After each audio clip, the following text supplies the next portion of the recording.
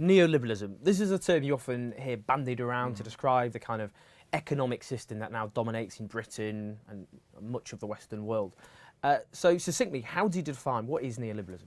The 21st century version of liberalism, which is the economic doctrine that ruled Europe and North America in the 18th, 19th century. So for these people, the most important freedom, liberty, was liberty of property ownership and its use for its owner's benefit. Until the 19th century, the liberals were actually against democracy. Because these people believed that, well, if you give votes to poor people, they will vote in a government that restricts our freedom to use property, which will destroy the free market economy. Neoliberalism is the 20th century reinvention of this old doctrine. They had to accept democracy, but they want a democracy that is neutered in the interest of property owners.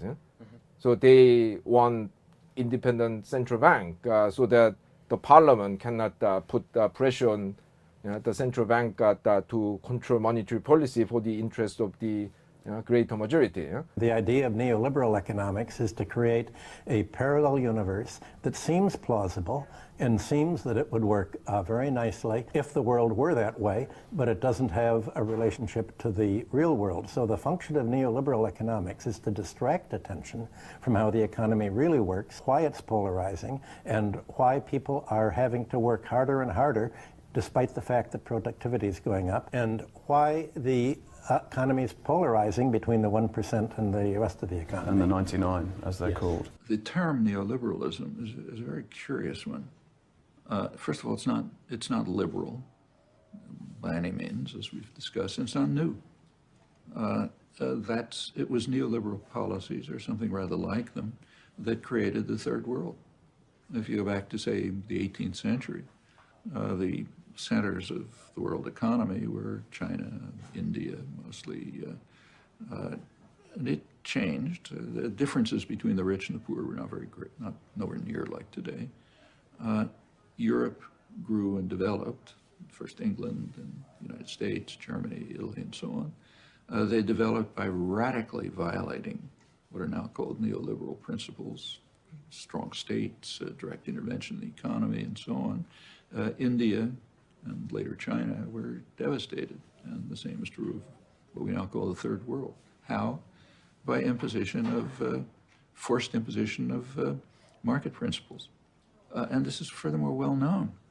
Economists will hit you with a whole lot of technical language and make you think you're stupid and don't understand what you're talking about when you raise a legitimate issue like, shouldn't we include the banking sector in economics?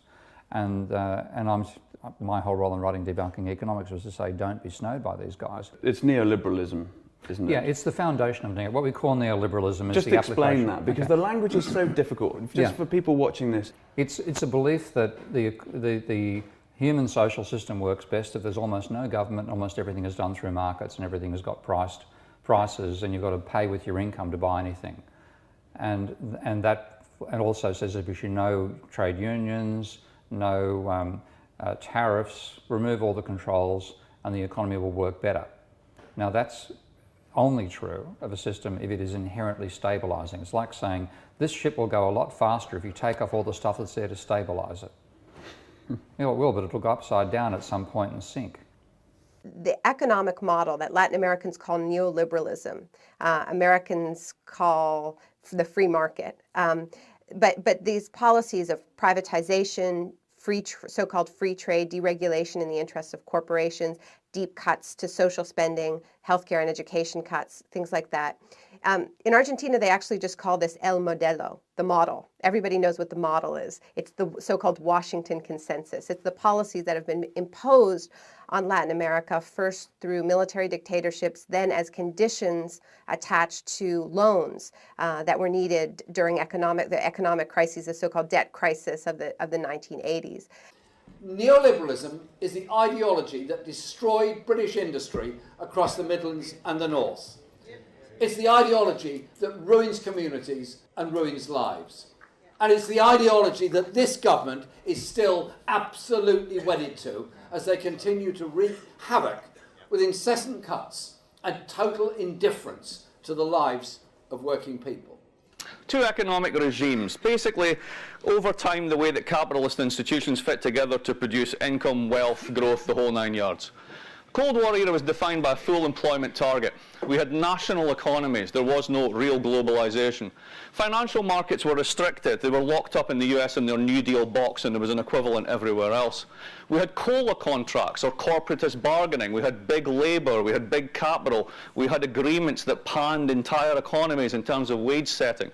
Inflation control was done through those types of contracts. Nobody had a clue who ran the central bank. There's a lot of information in that, right? And then finally, we had high taxes and transfers, which balanced out the system. Jump forward another 10 years, what we call the neoliberal era, 1980 to 2008. Price stability, not full employment, because the way we think about the economy has radically changed. Target R-star, get the interest rate right. That'll happen automatically if you have enough flexibility in your labor markets. Globalization of product markets, supply chains, and particularly labor markets is very important, because what is labor's ultimate power? The power to hold up capital's profits. The minute you globalize labor markets, you take that power away. You open financial markets, which gives capital mobility a huge boost, whilst restricting labor mobility at the same time. But you make your labor markets flexible domestically, because the two of those things together, globalization and open financial markets, constitute, with independent central banks, your anti-inflationary control mechanism. On the back of this, you cut taxes for everybody who's got anything, and everybody, strangely, knows who runs the central bank, because rather than being the check cashing agency for the Treasury, which is what it used to be, it's now the most important institution in the world. Neoliberalism is a theoretical set of ideas which have been articulated through the activities of a ruling class.